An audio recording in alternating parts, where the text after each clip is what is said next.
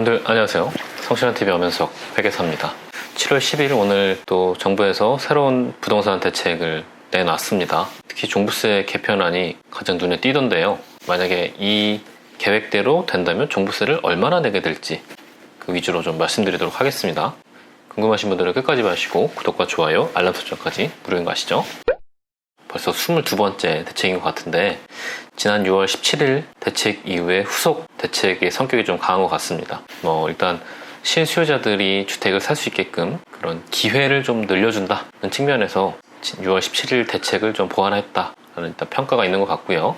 생애 최초 주택을 취득할 때 취득세를 감면해준다고 하는데 1.5억 이하 주택을 취득했을 때 100% 감면, 1.5억에서 3억 이하는 50% 감면.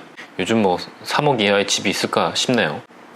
그리고 가장 큰 문제가 됐던 분양계약을 했는데 그 지역이 규제지역으로 바뀌는 바람에 대출이 안 나올 수 있는 그런 상황이었는데, 이러다 보니까 무주택이신 분들이 굉장히 불만이 많았는데 그걸 보완한다고 해서 내가 입주하기 전에는 규제지역이 아니었던 분들, 그런 분들은 규제지역 전 기준으로 대출이 나오게끔 그렇게 조정해 주겠다고 합니다. 종부세에 대한 얘기를 좀 할 건데 정말 이제 세금 폭탄이라고 할 정도로 아주 크게 강화를 했습니다. 1주택자이신 분들은 해당 사항이 없고 조정 대상 지역 2주택 이상이신 분들부터 해당이 될 것 같습니다. 요즘 다 수도권은 다 조정 대상 지역이기 때문에 여기에 해당되시는 분들이 상당히 많을 거로 생각이 되네요. 그래서 종전에는 세율이 0.8에서 최대 4%였는데 2021년부터는 최소 1.2%에서 6%까지 올릴 거다라고 합니다. 이렇게 보니까 좀 감이 안 오는데 제가 이걸 보여드릴게요. 2020년 공시가격은 9억 2천인 3주택자인데 이 공시가격이 매년 5% 인상됐을 때 10년 동안 내야 될 종부세가 얼마인지 개정 계획에 따라 계산을 해보면요, 10년간 총 1억 400만 원을 종부세로 내야 되는 거고요. 만약 공시가격이 매년 10%씩 인상된다 그러면 10년간 종부세는요 2억 2,400만 원을 내야 됩니다. 매년 공시가격이 15%씩 인상된다 그러면 무려 4억 3,400만 원을 종부세로 내야 되는 겁니다. 10년 동안. 공시가격이 매년 10%씩만 올라도 2억 2,400이니까 주택 2번 주택은 10년 가지고 있으면 종부세 때문에 나라에 다시 헌납을 해야 되는 그런 상황이 올 수도 있는 겁니다. 지금 제가 보여드렸던 이 파일은 예전에도 한번 공유했던 파일인데 필요하신 분들은 영상에 메일 주소 댓글 남겨주시면 제가 개별적으로 보내드리도록 하겠습니다. 거의 계산이 되는데 요 공제할 재산세 계산할 때 요게 약간 좀 오차가 좀 있을 겁니다. 계산하는 방법 간단히 말씀드리면 이제 2020년에 재산세 고지서가 날라올 거잖아요. 거기에 자산세 금액이 있고 도시지역분 금액이 이렇게 기재가 됐을 겁니다. 그러면은 이 자산세 금액에서 도시지역분만 빼면 돼요. 빼고 여기다가 입력을 해주시면 됩니다. 그러면 자동으로 이제 계산이 돼서 약간의 오차는 있을 수 있겠지만 대략 짐작을 할 수 있을 겁니다.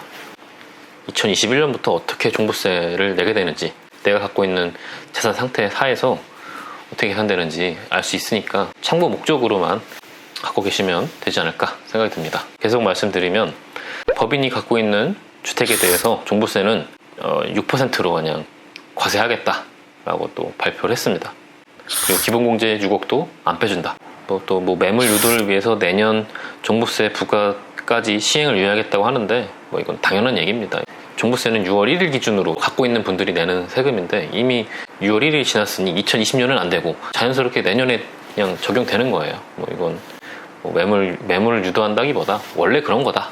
또 양도소득세도 이것도 얘기가 많이 나오고 있는데 단기로 파신 분들 2년 미만 단기 보유 주택에 대한 양도소득세율을 인상하겠다라고 하는데 1년 미만을 지금은 40%인데 70%로 강화하고요.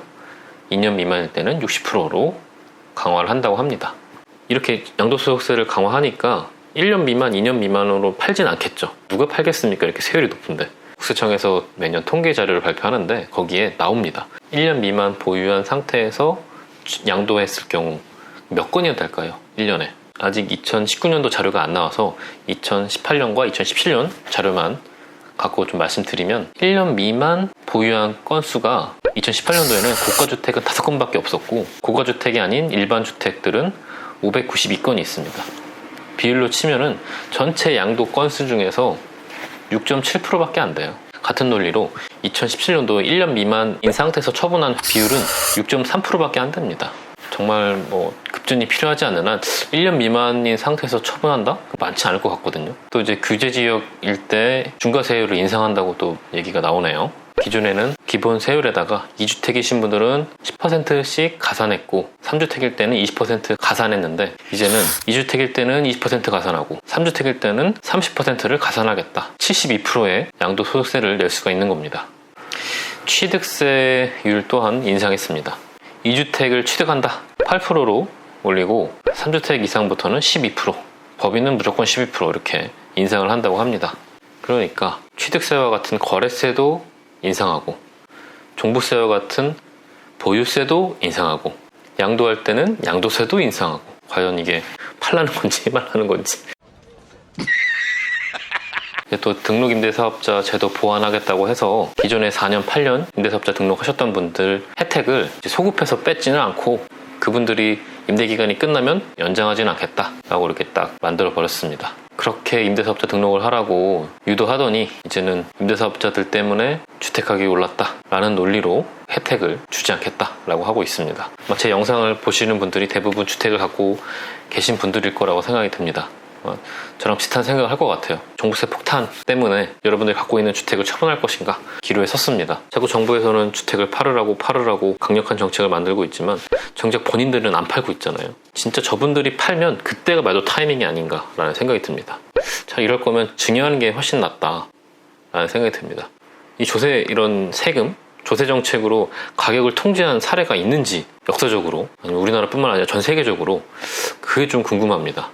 2011년도에 덴마크에는 이런 일이 있었습니다. 2011년도에 비만세라고 해서 고지방 식품에 대해서 포화지방 1kg당 우리나라 돈으로 3,400원 정도의 세금을 부과했습니다.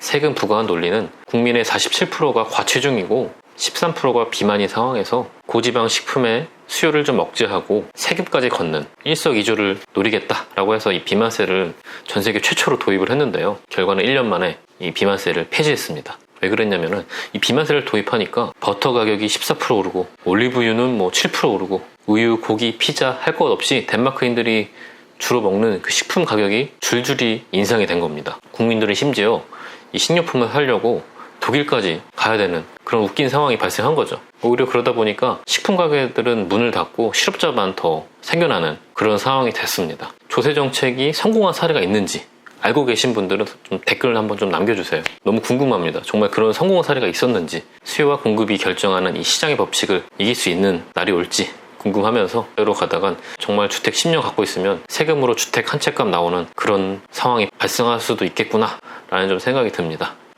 오늘 영상 여기까지고요. 저는 또 다음 영상에서 뵙겠습니다.